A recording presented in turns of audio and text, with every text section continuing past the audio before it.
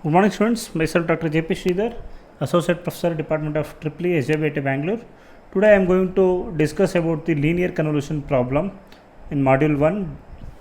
So let us consider a problem. It goes like this.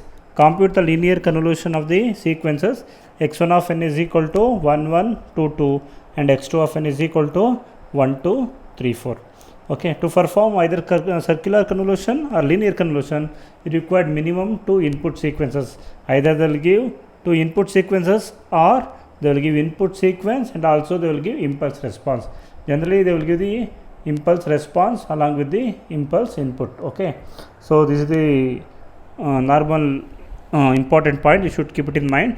So to perform convolution, you require minimum 2 input samples. Okay, so before solving, let us recall the important points, okay, in linear convolution with respect to circular convolution. So we know in circular convolution, to perform, the length of both the samples should be same. Okay, so what is the length of x1 of n? Here 4, and what is the length of x2 of n? Here 4. To perform circular convolution, the length of both the input samples should be same. If the length is not same, we are not supposed to carry out the circular convolution. So to carry out the circular convolution, you have to make the length n as same by padding zeros whichever input sequence having shortage of the length n. So in linear convolution, it is not like this. Whatever may be the length, we can directly perform the convolution. Okay, and one more important point in exam, generally they will ask what are the differences or similarities between linear convolution and circular convolution. In linear convolution, the output length y is equal to the length of the input samples minus 1. What is the length of x1 of n? L1. What is the length of x2 of n? L2 minus 1. Okay, that is the total length, okay, in the circular convolution. So the output length y is equal to, what is the length of input sequence 1 is 4 plus what is the length of x2? 4 minus 1. So that output will have 7 samples. Okay, whereas in circular convolution, the output length same as the input length sequences. In the circular convolution, length n is equal to 4 only. The length n is 4 because to carry the circular convolution, the length x1 of n is also 4, length of x2 of n is also 4, the output length y of n also 4. But in linear convolution, it is not like that. The length of the output is equal to L1 plus L2 minus 1. So you will get 7 samples. Okay, so this is the important point. You should keep it in mind. Okay, now let us take the problem. Continue. So x1 of n is equal to 1, 1, 2, 2, 1, 1, 2, 2 and x2 of n is equal to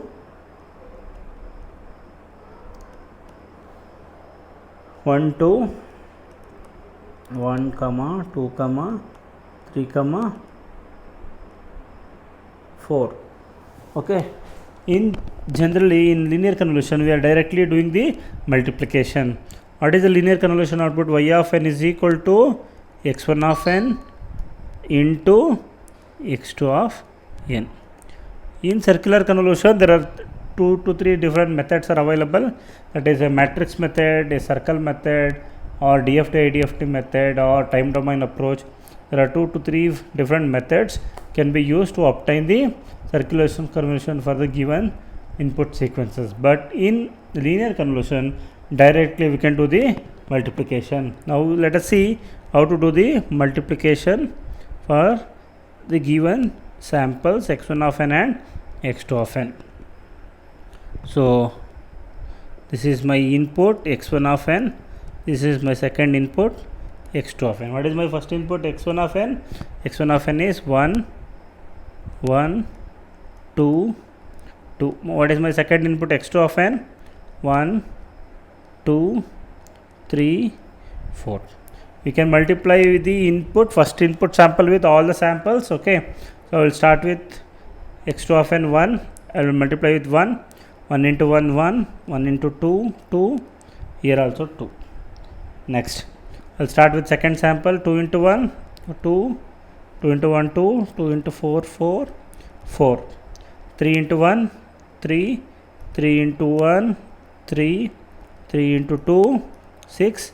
3 into 2, 6. Now 4 into 1, 4. 4 into 1, 4. 4 into 2, 8. 4 into 2, 8. Okay. Once you do that, next stage, how to do the simplification. How to do the simplification? It's very simple. Just see how I am doing the simplification. I'll start with first sample. I will divide the samples like this in the horizontal manner. Third row will have 3 elements. Fourth will have 4 elements. Fifth one again I will have 3 elements. Sixth one I will have 2 elements. And last one will have single element. Once I will divide like this, I will add the corresponding samples.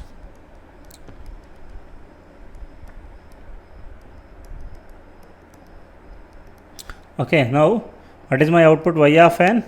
Y of n is equal to, in the first element will have only 1. Second row will have 2 plus 1.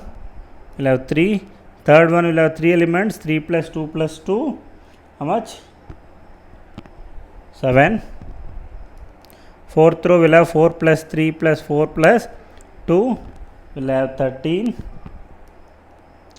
Next will have 14. Next will have 14. Next will have 8. You can see how many number of samples?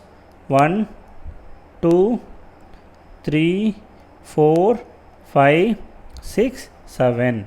The length output y of n contains 7 samples. How the length output y of n is 7 samples?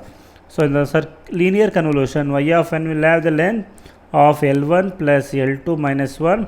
So therefore, the length of given input sequence is 4. Another input sequence is 4 minus 1. You will get 7 samples. Your output length should have 7 samples. Okay. So this is the method can be followed to calculate the linear convolution of the given sequences. Okay. In exam, they are clearly mentioned use linear convolution. You can use linear convolution only. Don't use any circular convolution methods. With this, I will conclude my class. Thank you.